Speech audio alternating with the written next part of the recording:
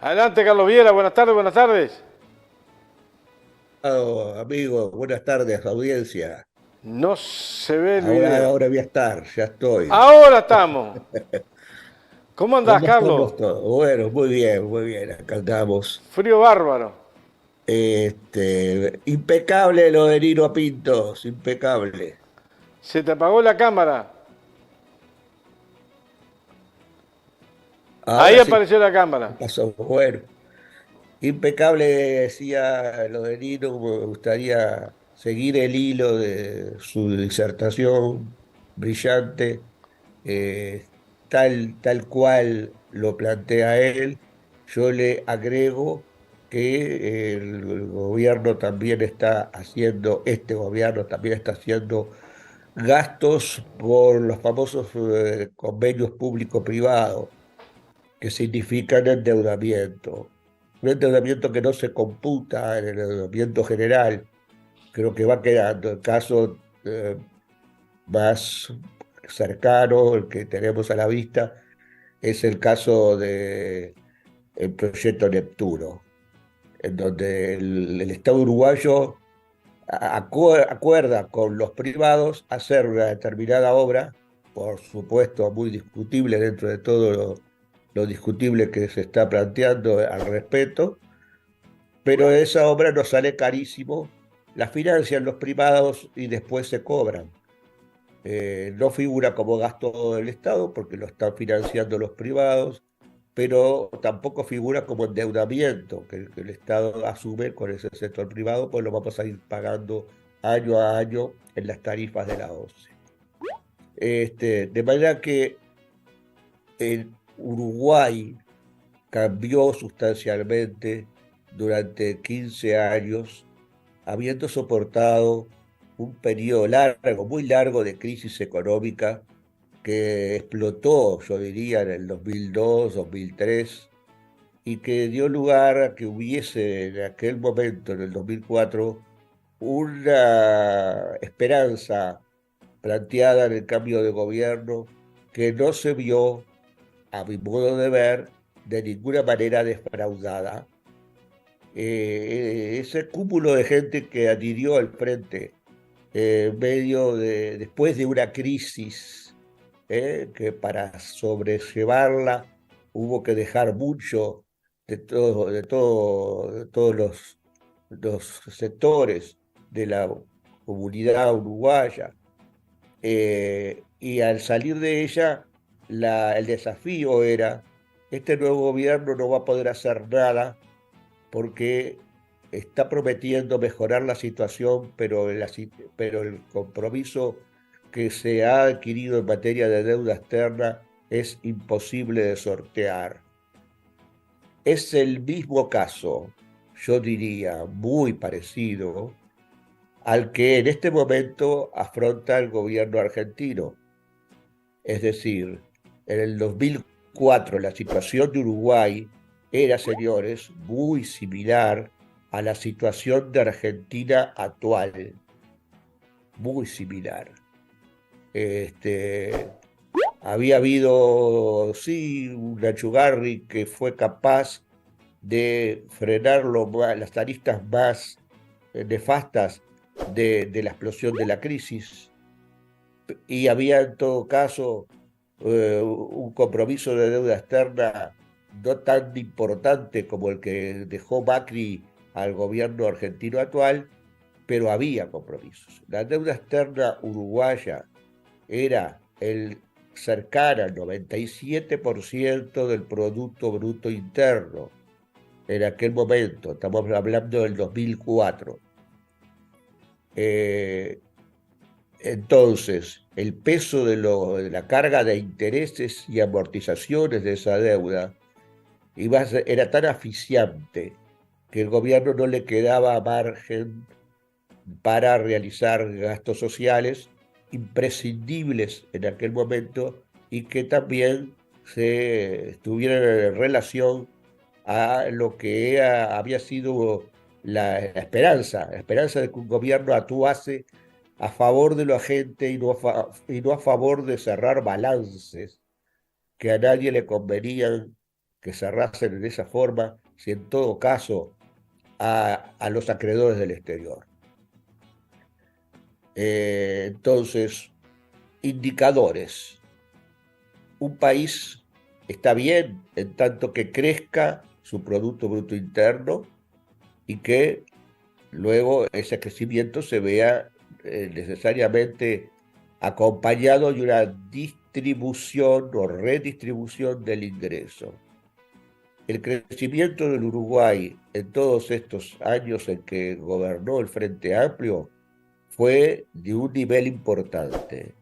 Las bases de ese crecimiento no fueron quizás las más genuinas que podíamos pretender, no estuvieron relacionados a un cambio de las estructuras productivas tal como la pensábamos, pero sí estuvieron relacionadas a un mejor bienestar, mayor consumo interno, mayor inversión, las grandes inversiones y en las discutidas pasteras.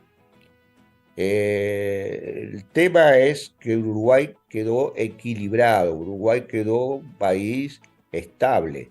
Veamos la Argentina actual y comparemos. Si yo digo que estábamos en una situación similar, bueno, la Argentina no ha podido salir de esa situación. El paralelismo existe, las diferencias también existen, pero no juzgo la política argentina en este momento, pero sí juzgo que hubo una sintonía entre lo que quería la gente y lo que hizo el Frente Amplio, y que eso se pudo hacer. El producto creció en el orden del 60% en el periodo de 15 años, lo cual es un eh, guarismo muy, pero muy fuerte. El salario creció más o menos en la misma relación.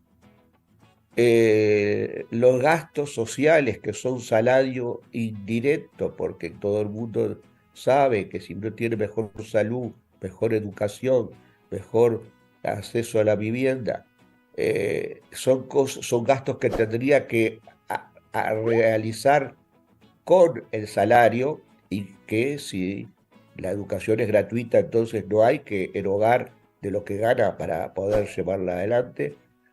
Y el otro síntoma, entonces, es el comercio exterior. Uruguay pasó de una balanza comercial con el exterior deficitaria a una balanza comercial superavitaria, o sea, ganamos en las ventas al exterior más de lo que perdemos cuando importamos, lo que ocasionó que no hubiese tanta necesidad de financiamiento de divisas del sector público y del funcionamiento de la economía en general. La exportación de servicios creció considerablemente en el periodo de Frente Amplio. De manera que estamos hablando de un país que anduvo bien. ¿Y qué se dijo? Como decía recién Nino, que había un déficit fiscal agrandado, dijeron del 5% del producto, que qué barbaridad, que dejábamos un país fundido como Frente Amplio. Quizás no tuvimos la potencia para responder esa afirmación tan equivocada, porque el otro día Mario Vergara lo señalaba con claridad. En 15 años del gobierno del Frente Amplio, tan solo en uno se llegó a un déficit del 4,3 del Producto Bruto Interno, un déficit fiscal del 4,3 del Producto Bruto Interno, fue en el último año. En los otros restantes 14 años se tuvieron déficits por debajo de lo que está teniendo el gobierno actual, con todas las consideraciones que hizo Nino Pinto acerca de gastos que son fingidos y no están considerados. con el problema de que el tema de que la seguridad social implicó para los cincuentones una reversión de ingresos que se tomaron para el Estado, pero que no se computaron para el déficit como ingresos para medir el déficit fiscal, sino que se dejaron aparte en un fideicomiso para que en el futuro se atendiesen las jubilaciones de esas personas que se volvían al sistema de seguridad social estatal porque estaban defraudadas por el sistema de la SAFAP. Entonces, es tal cual, es tal cual. De todas maneras, yo pienso que el punto central es decirle a la gente que no vamos a hacer más de lo mismo, porque la gente no tiene tan presente como quizás estés yo relatando las variables económicas que miden un gobierno y lo comparan con el otro. La gente tiene una sensación de bienestar y el tema de la inseguridad ciudadana está ahí en el medio. Por ahí también, obviamente, no hubo mejoras en la gente. Quedó evidenciado que los problemas que teníamos en materia de inseguridad no están solucionados, no había varita mágica, tienen que tener claramente un contexto, la inseguridad, el narcotráfico, todo tiene que tener un contexto en términos de lo que es la vivienda, lo que es la educación, lo que es la salud, son todas, y lo que es fundamentalmente el empleo. Entonces, yo diría, primera cosa, no desprendernos de la gente y sintonizar con la gente. ¿Cuáles son los temas centrales que la gente quiere? Segunda cosa, ser audaces, no tener limitaciones, salvo las que realmente son pertinentes en materia de que no se puede hacer todo. La economía es justamente eso, es cómo se administran bienes escasos para satisfacer necesidades múltiples. No se puede hacer todo, pero sí se puede hacer mucho y ser audaces en el sentido de que lo mucho que se puede hacer perfectamente es financiable, es viable. Identificar un enemigo y el enemigo del pueblo, el que el pueblo comprende y se consustancia de que es el enemigo. Nuestro enemigo al principio, ¿cuál era? Era el sector financiero que nos ahogaba con el problema de la deuda externa.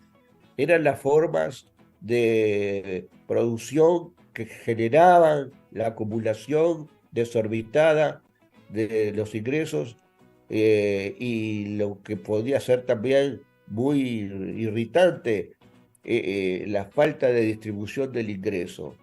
Entonces, por ahí teníamos la claridad y contextualizábamos el problema en lo que llamamos o que se podía llamar en materia este, de consigna, ¿eh?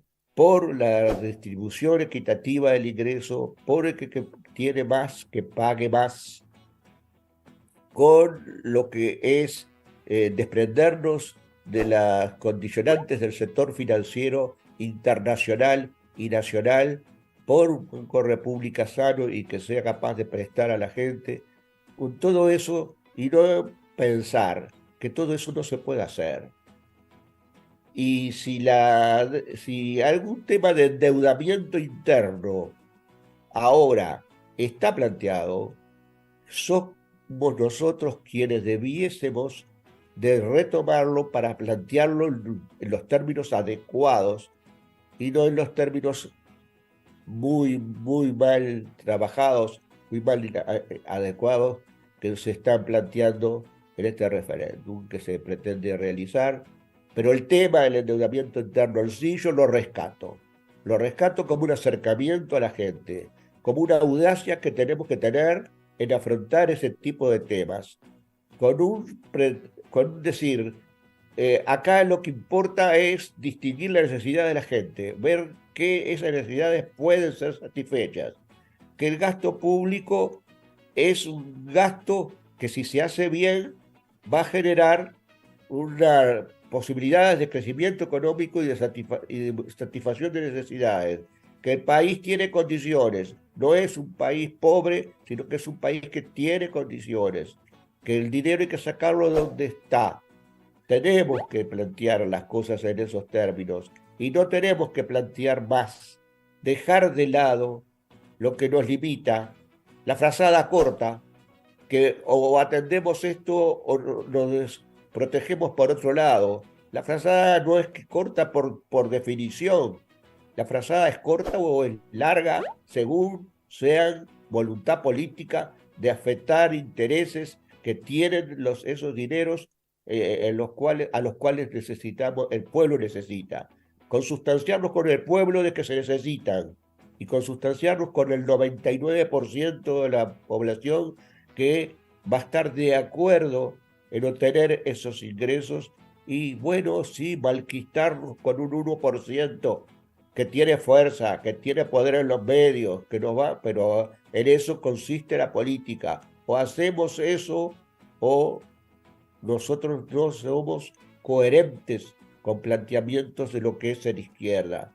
Entonces, no es gobernar para llegar y estar ahí en posiciones de gobierno, asumir, regodearnos asumir partes del poder, pero no se trata de eso, se trata de cambiar las estructuras, de cambiar al hombre, de buscar nuevos caminos que sean además fuertes, robustos, que se perpetúe ese crecimiento, que sea con bases sólidas, que se constituya un cambio en las estructuras y que se convierta el crecimiento en desarrollo.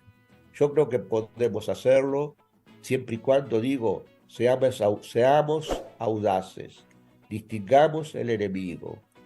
Lo de Argentina ahora es, a mi modo de ver, el ejemplo contrario. No fueron capaces de revertir el problema grande que les dejó el gobierno de derecha. No fueron capaces de interpretar a un pueblo que dice no quiero más, así no. Otro acuerdo con el Fondo Monetario no sirve.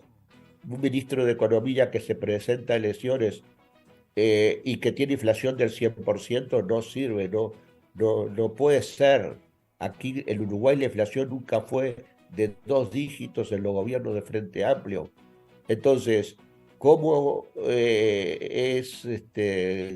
no se interpreta el pueblo y con eso podemos tener, y vamos a tener seguramente, un descalabro, una falta de fortaleza de esa unidad latinoamericana que necesitamos con esta otra ideología que no es un problema de ideologías antagónicas en materia de si son marxistas o no marxistas, no se trata de eso, se trata de ser antagónicas en materia de liberación de los pueblos, de los sectores más oligárquicos y liberación de los procesos que son de falta de independencia de estos países. Seamos fuertes para ser más independientes y para fortalecernos en materia de las cadenas de producción y de las formas de producción que sean desarrollo. Por ahí estamos, me preocupa entonces esa sábana o frazada corta, me preocupa que se parta de la base del famoso espacio fiscal. Para mí es la palabra que en el programa del Frente Amplio que viene debería ser erradicada. Lo que importa es satisfacer las necesidades de la gente y hacia eso se tiene que tender a realizar con el máximo esfuerzo posible. Gracias como siempre. Sí, gracias por estar. Muchas gracias a todos por escuchar un ratito estas reflexiones. Un abrazo. Un abrazo.